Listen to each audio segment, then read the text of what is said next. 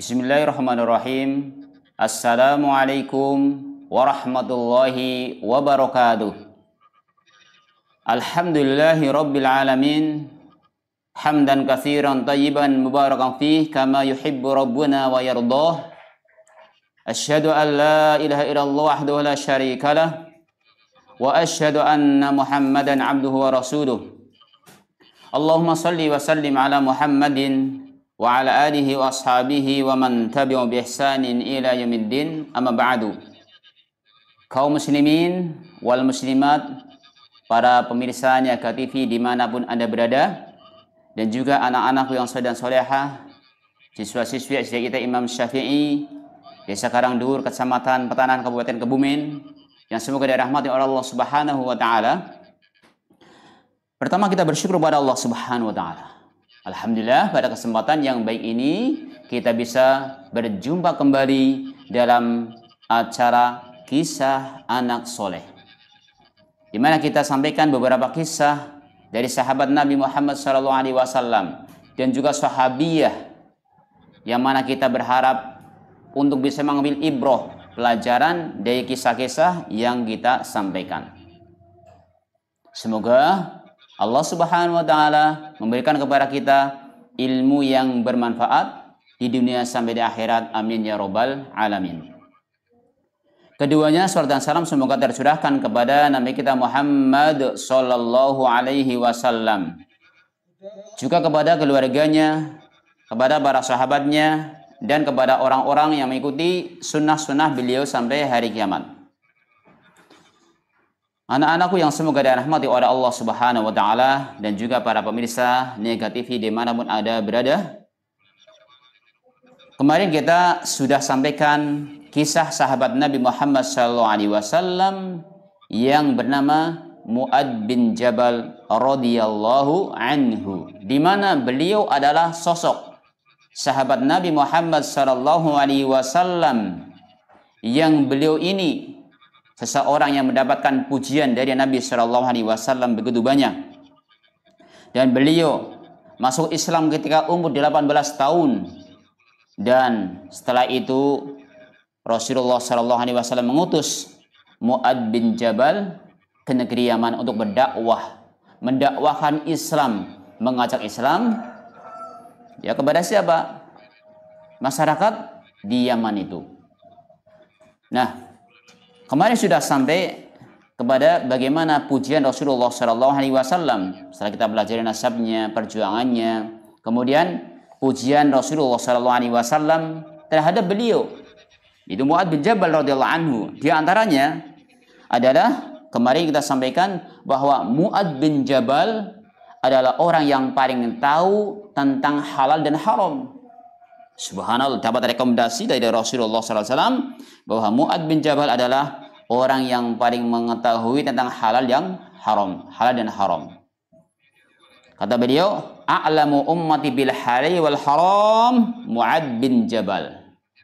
Orang yang paling mengetahui tentang halal dan haram, kata Rasulullah, siapa?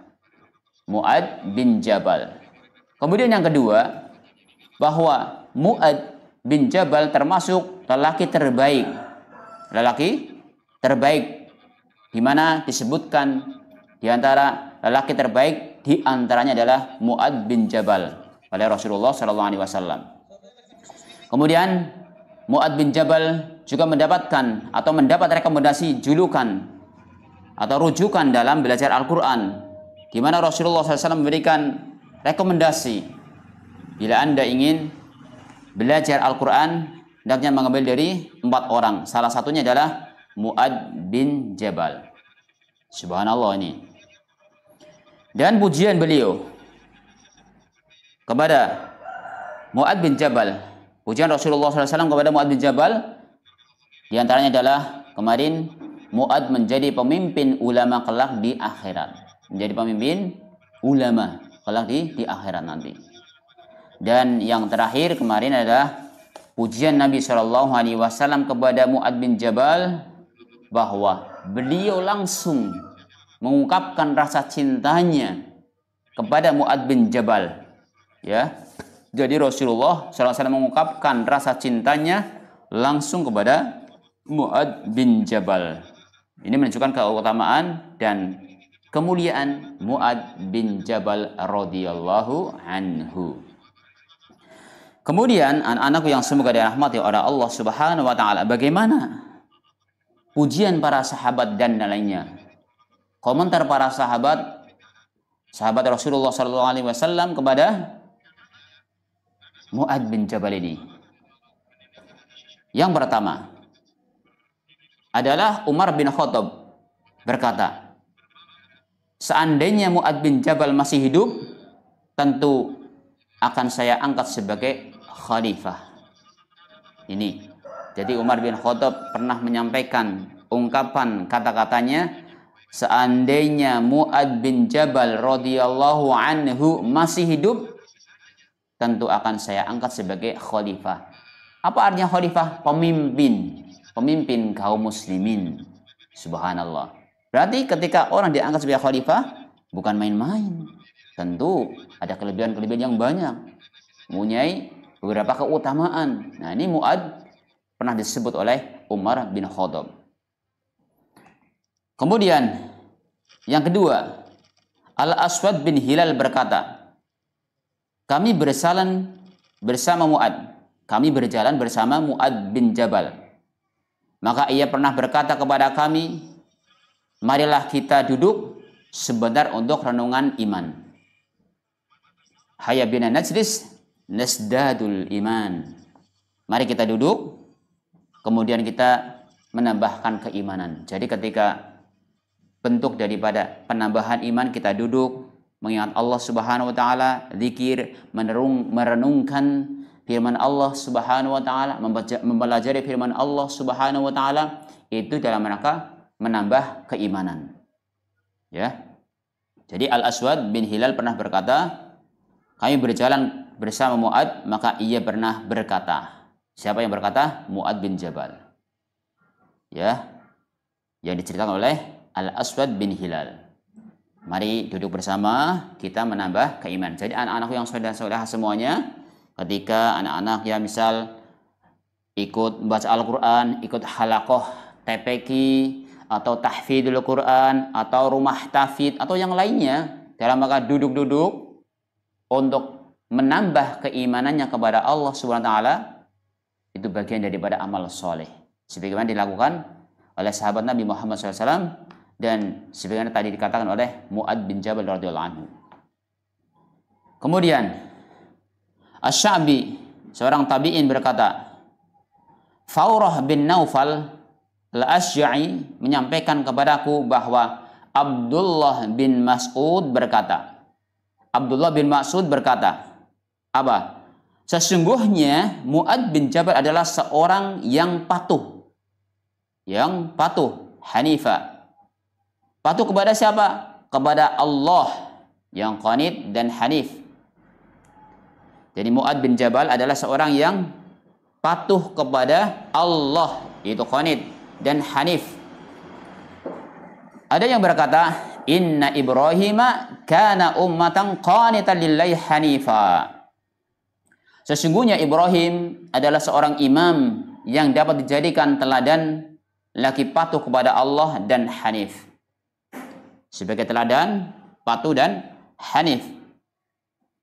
Aku tidak lupa. Apakah kau tahu apa yang dimaksud dengan umat? Dan apa juga makna qanit? Maka Faurah berkata, Allahu a'lam. Kemudian Ibnu Mas'ud berkata, Ibnu Mas'ud menjawab, umat adalah yang mengetahui kebaikan. Inna Ibrahim kana ummatan.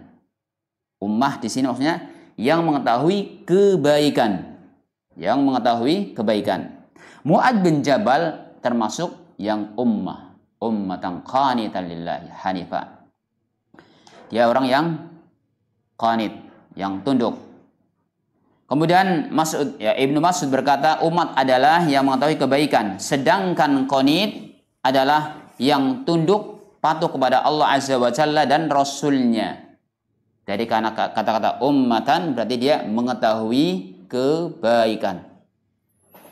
Kemudian qanit, orang yang patuh, orang yang tunduk kepada siapa? Kepada Allah dan Rasulullah Shallallahu Alaihi Wasallam, kepada Allah dan Rasulnya. Dan Mu'ad bin Jabal adalah orang yang paling mengetahui kebaikan, dan dia juga seorang yang patuh kepada Allah Azza wa Jalla dan Rasulnya. Ini dijelaskan dalam tafsir At-Tabari. Jadi Mu'ad bin Jabal adalah orang yang paling mengetahui tentang kebaikan, dan dia juga seorang yang patuh kepada Allah Azza wa Jalla dan Rasulnya. Orang yang patuh tadi qanitan atau qanitan lillah. Ini apa yang disampaikan oleh Asy-Sya'bi. Kemudian pujian berikutnya kepada Mu'ad bin Jabal. Syahr bin Hausyab berkata, apabila para sahabat Nabi berbicara atau menyampaikan hadis, mereka melihat ke arah Mu'ad. Ketika sahabat Nabi menyampaikan suatu hadis, mereka menengok, ya, mengarahkan pandangannya kepada Mu'ad sebagai penghormatan kepadanya. Jadi kalau kita menyampaikan, ternyata di situ ada orang yang lebih alim, lebih mengetahui, lebih ilmu di atas kita, biasanya kita akan lebih segan. Ketika menyampaikan, terkadang menengok kepada orang yang alim tadi, atau memberikan isyarat dan seterusnya. Karena ketika ada salah yang lainnya, nanti bisa beliau mengingatkannya. Nah, ini sahabat Nabi SAW ketika menyampaikan suatu hadis, menyampaikan ilmu, bahkan di situ tidak Mu'ad, ya, sahabat Nabi SAW melihat atau terkadang melihat ke arah Mu'ad sebagai apa? Penghormatan kepadanya. Jadi mengarahkan pandangannya kepada guru kita, orang yang di atas kita, yang lebih alim di antara kita, bentuk penghormatan, apalagi disebut namanya. Ini dalam Hilyah Auliya oleh Abu Nu'aim. Ini tentang perkataan Syahr bin Hausyab yang tadi kita sampaikan. Kemudian berikutnya adalah pujian. Ya, pujian terhadap sahabat siapa tadi? Mu'ad bin Jabal. Kalau ia berbicara, seakan cahaya dan mutiara keluar dari lisannya. Jadi kalau dia berbicara, seakan-akan cahaya dan mutiara keluar dari mulutnya. Berarti kata-katanya sangat berbobot dan bermanfaat. Seperti cahaya dan mutiara yang keluar dari lisannya. Dikisahkan dari Abu Bahriyah Yazid bin Qutaib Asy-Syakuni, ia berkata, aku memasuki Masjid Homs, salah satu kota di Suriah sekarang. Kulihat seorang pemuda keriting dikelilingi orang-orang. Pemuda keriting dikelilingi oleh orang-orang di Masjid Homs. Kemudian kalau ia berbicara, seakan cahaya dan mutiara keluar dari lisannya. Kalau dia berbicara, seakan cahaya dan mutiara keluar dari lisannya. Lantas aku bertanya, siapa orang itu? Kok dia kata-katanya, ucapannya, apa yang keluar dari lisannya merupakan kata-kata yang sangat berbobot, bercahaya, dan bagaikan mutiara. Siapa orang itu yang berambut keriting dan masih muda? Orang-orang menjawab, Mu'ad bin Jabal. Dia adalah Mu'ad bin Jabal. Ini bagaimana komentar para ulama. Dijelaskan dalam kitab Hilyatul Auliya oleh Abu Nu'aim. Kemudian berikutnya adalah komentar dari para ulama pemuda yang menjadi rujukan ilmu. Mu'ad bin Jabal adalah pemuda yang menjadi rujukan ilmu. Subhanallah, seorang pemuda sudah menjadi rujukan ilmu. Dari Abu Muslim Al-Khawlani, ia berkata, aku memasuki Masjid Damaskus. Ternyata kulihat ada sebuah halaqah besar diambu oleh salah seorang sahabat Nabi Muhammad SAW. Ketika masuk ke masjid di Damaskus, ini Abu Muslim Al-Khawlani menceritakan, ternyata kulihat ada sebuah halaqah lingkaran, halaqah lingkaran untuk thalabul ilm, belajar. Dan halaqah itu halaqah yang besar, diambil oleh salah seorang sahabat Nabi Muhammad SAW. Ternyata ia seorang pemuda. Jadi halaqah, kemudian halaqah itu lumayan besar, kemudian ada ta'lim di situ yang diisi oleh seorang pemuda, yaitu sahabat Nabi Muhammad SAW. Ya, seorang pemuda. Ia bercelak mata, gigi sarinya putih bersih. Matanya bercelak, giginya ya putih bersih. Jika orang-orang berbeda pendapat tentang satu hal, mereka tanyakan pada pemuda tersebut. Jadi ketika terjadi perselisihan, perbedaan pendapat, pandangannya berbeda satu sama lain, mereka itu menanyakan kepada seorang pemuda ini. Siapa tadi? Ya, Mu'adz bin Jabal. Aku bertanya pada orang di sebelahku, siapa dia? Ya, siapa dia sih yang jadi rujukan? Yang ditanya-tanya itu siapa sih? Kalau ada masalah kok tanyanya kepada dia? Maka dijawab, mereka jawab, itu adalah Mu'adz bin Jabal. Seorang pemuda yang sudah ilmunya luar biasa. Dia adalah Mu'adz bin Jabal. Ini dijelaskan dalam kitab Hilyatul Awliya oleh Abu Nu'aim. Kemudian komentar yang lain bahwa Mu'adz bin Jabal orang tinggi dan berkulit putih. Jadi komentar-komentar baik dari para ulama tentang Mu'adz bin Jabal, bagaimana Mu'adz adalah orang yang tinggi dan berkulit putih. Berarti ini pujian. Dari Al-Waqidi, guru-gurunya menyampaikan Mu'adz adalah seorang yang tinggi, putih, rambutnya indah, matanya besar, alisnya bersambung, dan berisi badannya. Subhanallah. Sudah beliau itu kekar badannya, kemudian tinggi dan putih, rambutnya indah, matanya besar, alisnya bersambung. Jadi dibayangkan kira-kira cakep apa tidak? Cakep, gagah ya. Ini adalah Mu'adz bin Jabal. Dalam sifat as-suhbah ini juz yang pertama halaman 186. Jadi itulah diantara komentar para ulama dan pujian-pujian terhadap Mu'adz bin Jabal. Kaum muslimin wal muslimat, para pemirsa Niaga TV dimanapun Anda berada, rahimani wa rahimakumullah ajma'in, dan anak-anak yang saleh dan salehah semuanya. Kemudian setelah kita mengetahui bagaimana pujian Rasulullah SAW kepada Mu'adz bin Jabal dan juga bagaimana komentar para ulama kepada Mu'adz bin Jabal, Mu'adz bin Jabal juga memberikan wasiat, nasihat yang berharga untuk kita, ya, untuk para sahabat yang lainnya. Di antaranya nasihat berharga beliau adalah sholatlah seperti sholat yang terakhir kali. Sholatlah seperti sholat yang terakhir kali. Saya tanya anak-anak semuanya, kalau orang tahu kalau besok kita mau berpisah, besok kita mau meninggal, besok kita mau diambil oleh Allah Subhanahu wa taala, kira-kira sholatnya bagaimana? Semangat apa tidak? Khusyuk apa tidak? Tentu jawabannya bisa dijawab oleh masing-masing semuanya. Akan mempersiapkan dengan sebaik-baiknya. Kita akan menghadap Allah Subhanahu wa taala. Orang kita mau safar aja persiapannya luar biasa.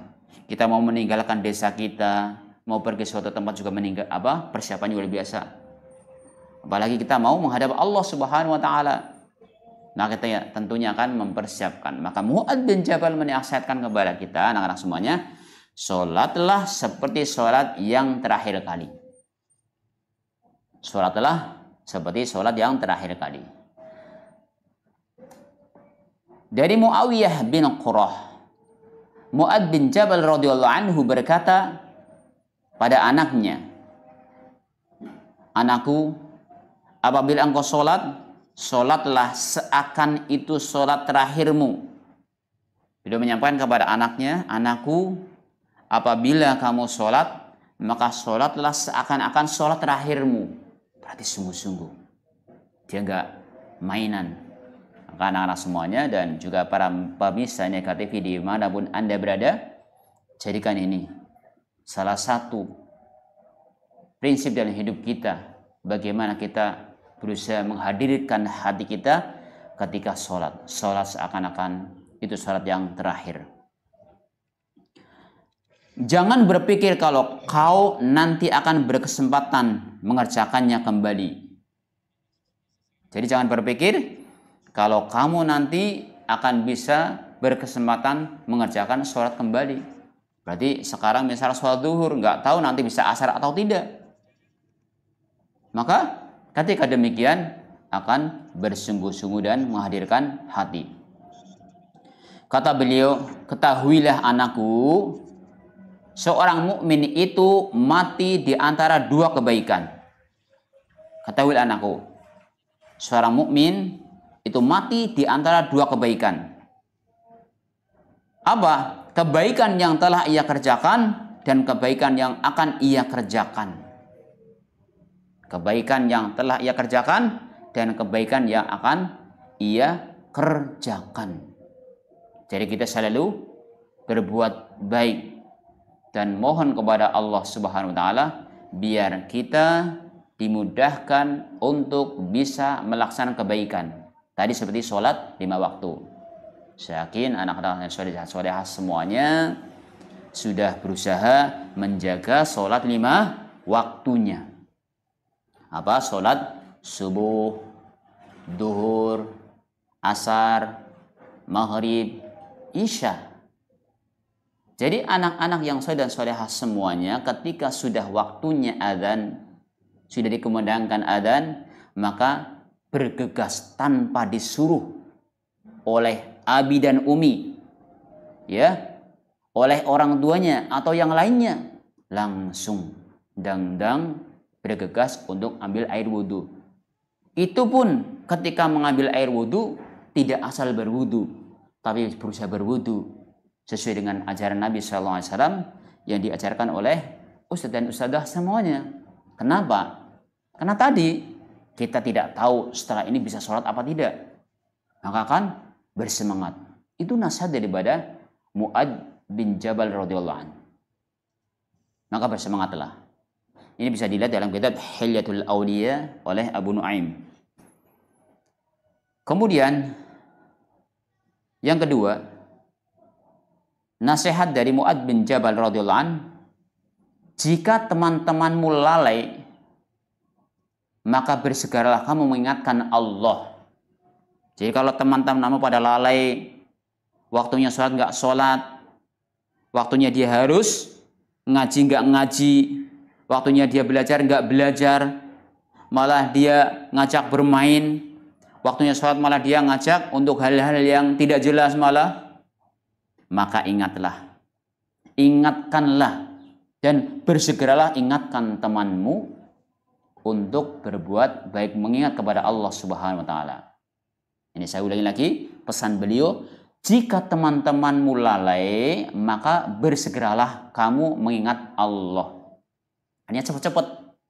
Ya, namanya anak apalagi ya, namanya orang kadang lupa. Ini sibuk sekali urusan dunia, ini sibuk sekali rapat, ini sibuk sekali mainan dan lainnya. Hendaknya di antara kita juga saling mengingat, ayo sudah waktunya adzan, sebaiknya kita sholat dulu. Namanya dunia, urusan dunia nggak akan selesainya, nggak akan selesai. Mainan pun nggak ada selesainya. Ya kalau nggak kita batasi sendiri. Maka ingat pesan Mu'adz ini. Ya.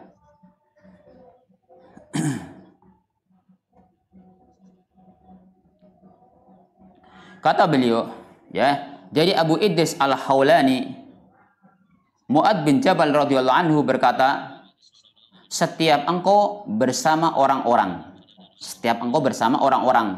pastilah mereka membicarakan suatu hal.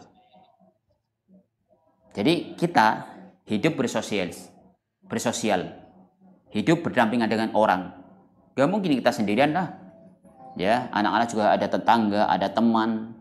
Di sekolah juga ada teman, ada ustadz, ada ustadzah, ada guru, ada teman. Jadi setiap engkau bersama orang-orang, pastilah mereka membicarakan suatu hal. Ya, ketika kumpul, orang itu akan berbicara.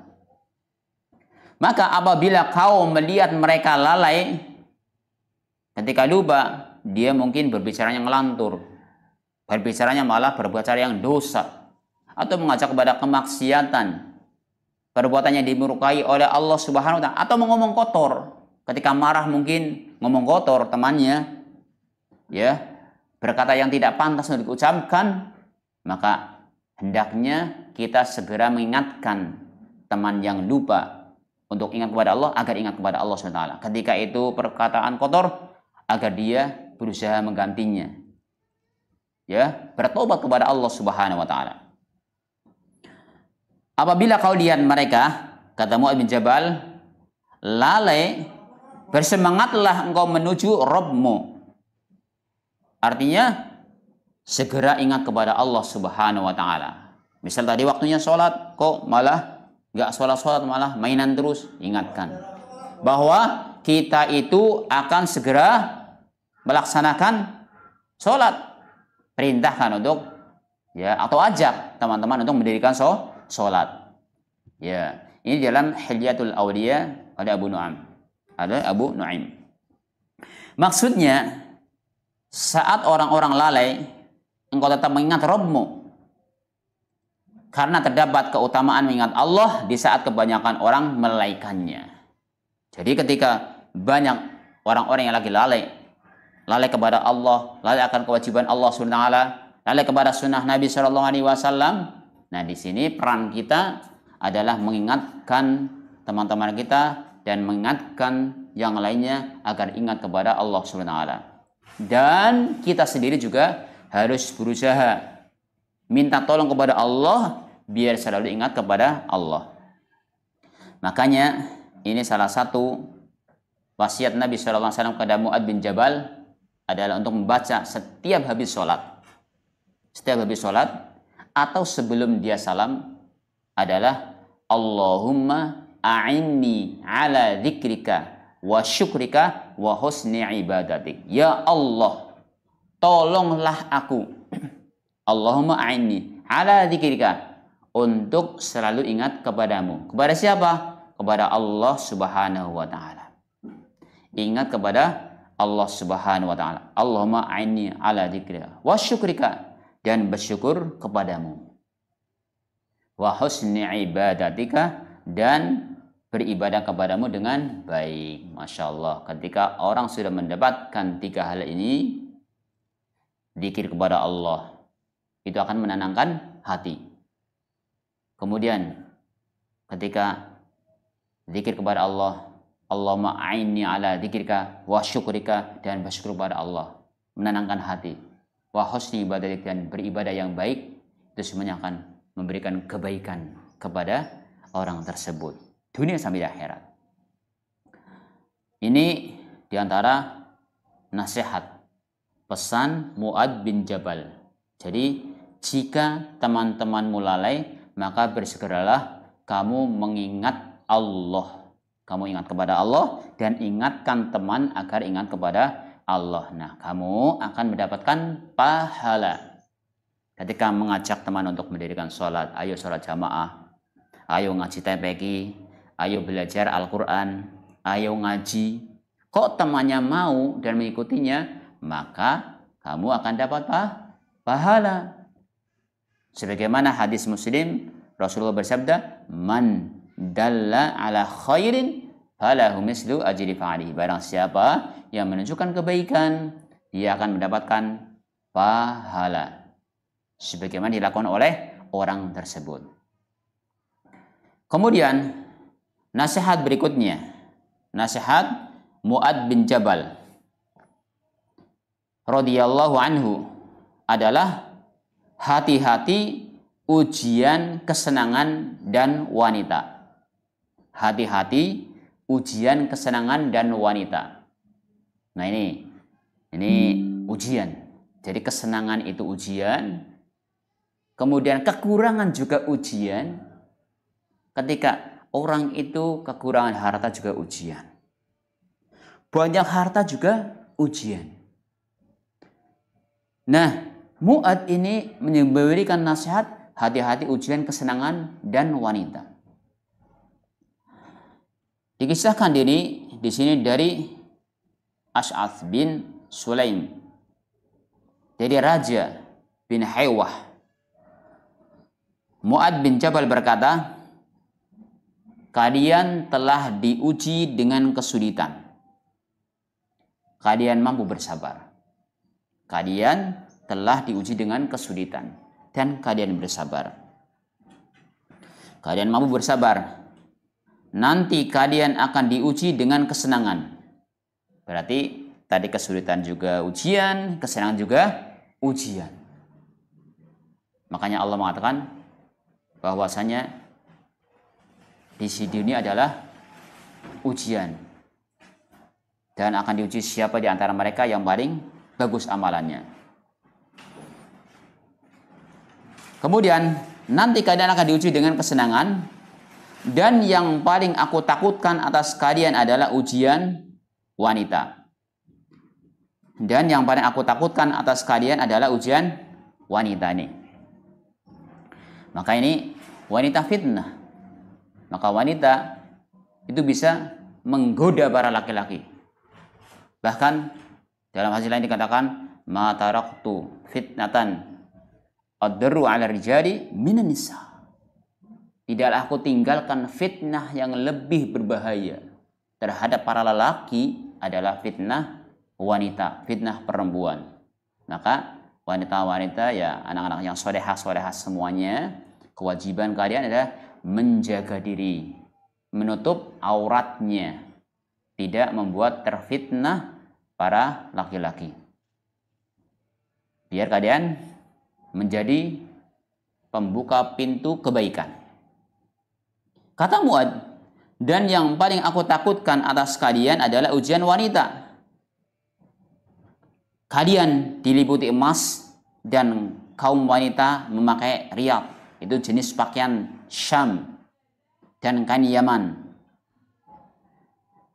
Mereka membuat lelah orang-orang kaya dan membuat yang miskin terbebani. Nih, kalau sudah kondisinya seperti itu, ya kalian diliputi emas dan kaum wanita memakai riyad, pakaian yang mahal, pakaian jenis pakaian yang Syam, ini yang mewah, dan kain Yaman. Mereka membuat lelah orang-orang kaya. Itu sudah disibukkan dengan wanita dan juga perhiasannya. Ini hati-hati. Dan membuat yang miskin itu terbebani.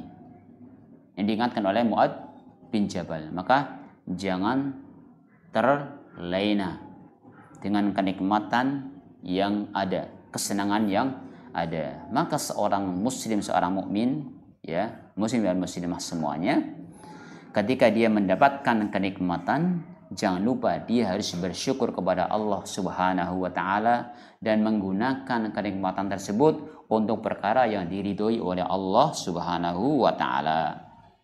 Seperti dia mendapatkan kenikmatan untuk disedekahkan kepada fakir miskin, untuk membantu pembangunan masjid, untuk membantu pembangunan jalan, untuk membantu ya orang-orang janda dan yang lainnya yang membutuhkannya. Itu bagian daripada bentuk syukur kepada Allah Subhanahu wa taala. Ini bisa dikitab di Hilyatul Auliya oleh Abu Nuaim. Jadi nasihat beliau tadi yang pertama adalah sholatlah seperti sholat yang terakhir kali. Kemudian jika teman-temanmu lalai, maka bersegeralah kamu mengingat Allah SWT. Jangan ikut lalai malah. Jangan ikutlah lalai ketika diajak maksiat atau mencuri pakel atau pelem ya, berengkolang caranya. Jangan mau. Karena itu bukan miliknya sendiri misal, jangan mau. Kemudian diajak untuk berjudi misal, bermain tapi sistemnya judi, jangan mau. Harusnya kita segera ingat kepada Allah. Kemudian juga hati-hati ujian kesenangan dan wanita. Ini nasihat untuk kita semuanya. Kaum muslimin wal muslimat, para pemirsa Niaga TV dimanapun Anda berada, dan juga anak-anakku yang soleh dan solehah semuanya, rahimani wa rahimakumullahu ajma'in. Kemudian yang namanya kehidupan itu ada akhirnya. Kehidupan dunia ada akhirnya. Dan setiap jiwa atau setiap yang mempunyai jiwa akan meninggal. Kullu nafsin dha'iqatul maut. Setiap yang mempunyai jiwa itu akan meninggal. Maka Mu'ad bin Jabal pun, beliau radhiyallahu anhu mengalami yang sama. Beliau wafat juga menghadap Allah Subhanahu wa taala. Bagaimana kondisi beliau wafatnya? Sejarawan sepakat bahwa Mu'ad bin Jabal radhiyallahu anhu wafat karena penyakit taun atau penyakit kolera. Ia wafat di sebuah wilayah di Yordania, yaitu Syam, pada tahun 28 Hijriah. Adapun usia saat wafat, sejarawan berbeda pendapat. Pendapat pertama menyatakan ia wafat saat berusia 38 tahun. Dan pendapat pendapat lainnya menyatakan 33 tahun. Jadi ada perbedaan pendapat. Dan ada yang mengatakan 38, ada yang mengatakan 33 tahun. Sebelum meninggal, Mu'ad menatap pandangannya ke langit. Beliau berkata sebelum meninggal, "Ya Allah, sesungguhnya selama ini aku takut kepadamu, tetapi hari ini aku mengharapkanmu. Ya Allah, Engkau mengetahui bahwa aku tidaklah mencintai dunia demi untuk menghadirkan air sungai atau menanam kayu-kayuan, tetapi hanyalah untuk menutup hawa di kala panas dan menghadapi saat-saat yang gawat, serta untuk menambah ilmu pengetahuan, keimanan, dan ketaatan." Beliau menyampaikan pengungkapannya kepada Allah Subhanahu wa taala sebelum meninggal. Lalu ia mengularkan tangannya seolah-olah hendak bersalaman dengan maut. Ia mengularkan tangan seolah-olah akan bersalaman dengan malakatul maut atau dengan kematian. Dan dalam keberangkatannya ke alam ghaib masih sempat ia mengatakan, "Selamat datang wahai maut, kekasih tiba di saat diperlukan." Akhirnya nyawa pun melayang. Nyawa Mu'ad melayang menghadap Allah Subhanahu wa taala. Semoga Allah Subhanahu wa taala merahmati beliau radhiyallahu anhu. Itu kisah Mu'ad bin Jabal, seorang pemuda yang beliau masuk Islam pada umur 18 tahun, kemudian terus belajar bersama Rasulullah SAW dan berjuang di jalan Allah Subhanahu wa taala. Dan beliau orang yang semangat dalam berjuang dan berilmu. Bahkan dikatakan tadi oleh Nabi SAW, "A'lamun nasi bil halal wal haram Mu'ad bin Jabal." Manusia yang paling mengetahui tentang hal yang halal dan haram adalah Mu'ad bin Jabal. Maka saudaraku seiman yang semoga dirahmati oleh Allah Subhanahu wa taala, dari pembahasan yang sedikit ini tentang kisah siapa? Mu'ad bin Jabal. Kisah Mu'ad bin Jabal radhiyallahu anhu bisa kita ambil pelajaran. Bisa petik manfaat, faidah, pelajaran. Yang pertama, semangat untuk belajar ilmu agama. Kita melihat bagaimana kisah beliau tadi, yang beliau begitu getol dalam masalah agama, masalah ilmu. Maka ini memotivasi kepada kita untuk terus belajar agama, untuk meningkatkan ilmu kita. Meskipun kita sudah menjadi guru, menjadi ustadz, dan yang lain, bahkan terus belajar dan belajar. Mencari ilmu. Karena dengan belajar itu akan menjadikan kita lebih lapang dada dalam menghadapi permasalahan yang ada. Kemudian dengan agama, dengan ilmu yang kita hadapi, kita akan semakin kokoh dalam beragama ini.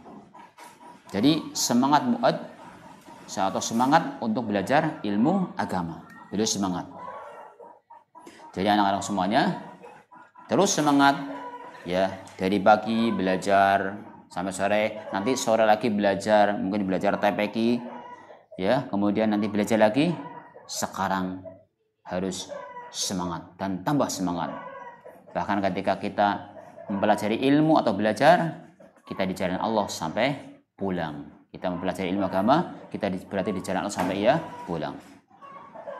Yang kedua adalah sholatlah seakan-akan sholat yang terakhir. Diambil dari nasihat Mu'adz bin Jabal tadi. Sholatlah kalian, kita ya, seakan-akan sholat yang terakhir. Berarti kita berusaha menghadirkan hati kita di hadapan Allah Subhanahu wa taala ketika sholat, ketika mendirikan sholat. Tidak main-main ya.